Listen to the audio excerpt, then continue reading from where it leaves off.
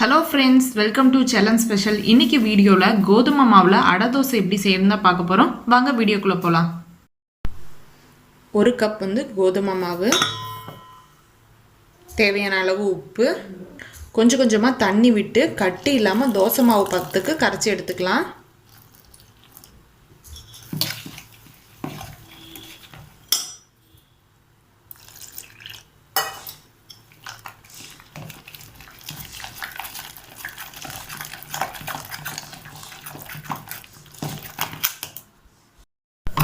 கட்டி இல்லாமல் கரைச்சி விட்டாச்சு. ஒரு 15 நிமிஷம் போல் மாவு ஊறட்டும். அடுப்பை பற்ற வச்சுட்டு கடாய் வச்சுக்கலாம். கடாய் சூடுனதும் 2 டீஸ்பூன் எண்ணெய் சூடிடுச்சு. 1/4 டீஸ்பூன் அளவுக்கு கடுகு, 1 டீஸ்பூன் உளுத்தம்பருப்பு, 1 டீஸ்பூன் கடலைப்பருப்பு. கடலைப்பருப்பு உளுத்தம் பருப்பு பொன்னிறம் ஆயிடுச்சு. கடுகும் பொரிஞ்சிருச்சு. ஒரு பெரிய வெங்காயத்தை பொடியாக நறுக்கி எடுத்திருக்கேன், அதை சேர்த்துக்கலாம்.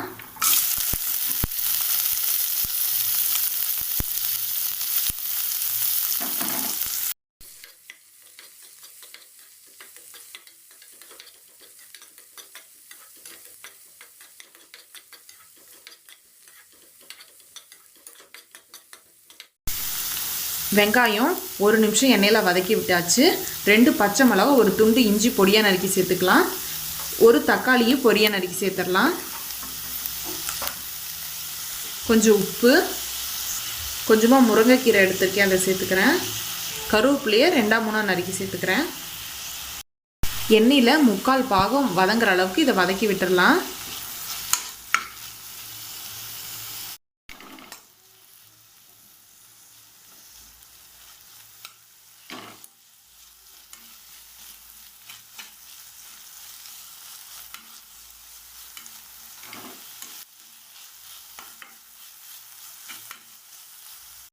முக்கால் பாதம் வதங்கிருச்சு.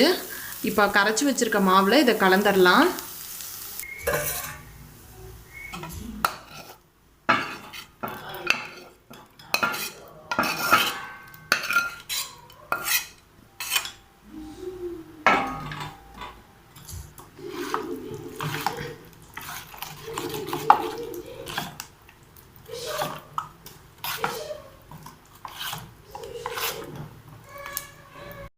கலந்து விட்டாச்சு. இப்போ தோசைக்கல் சூடு பண்ணி அதில் ஊற்றி எடுத்துடலாம். தோசைக்கல் சூடுனேன்னா கொஞ்சமாக எண்ணெய் தடவி விட்டுருங்க.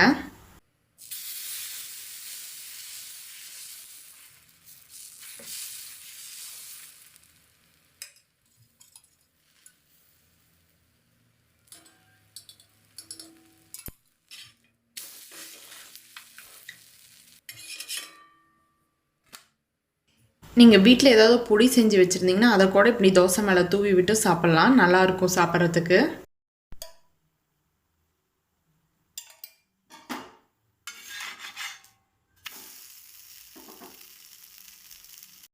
கோதுமை தோசை நம்ம சாதாரணமாக ஊற்றி சாப்பிட்றதுக்கு பதிலாக இந்த மாதிரி காய்கறி, கீரை இந்த மாதிரி கலந்து சுட்டு சாப்பிட்டா ஹெல்த்தியும் கூட. குழந்தைங்களையும் நம்ம கொஞ்சம் ஈஸியாக சாப்பிடவும் வச்சிடலாம். நீங்களும் உங்கள் வீட்டில் ட்ரை பண்ணி பாருங்கள். நீங்களும் உங்கள் வீட்டில் அடை தோசை ட்ரை பண்ணி பார்த்துட்டு எப்படி இருக்குன்னு எனக்கு கமெண்ட் பாக்ஸில் கமெண்ட் பண்ணுங்கள். உங்களுக்கு என்னோடய வீடியோ பிடிச்சிருந்தா லைக் பண்ணுங்கள், ஷேர் பண்ணுங்கள். மறக்காமல் என்னோடய சேனலை சப்ஸ்கிரைப் பண்ணிவிடுங்க. தேங்க்யூ.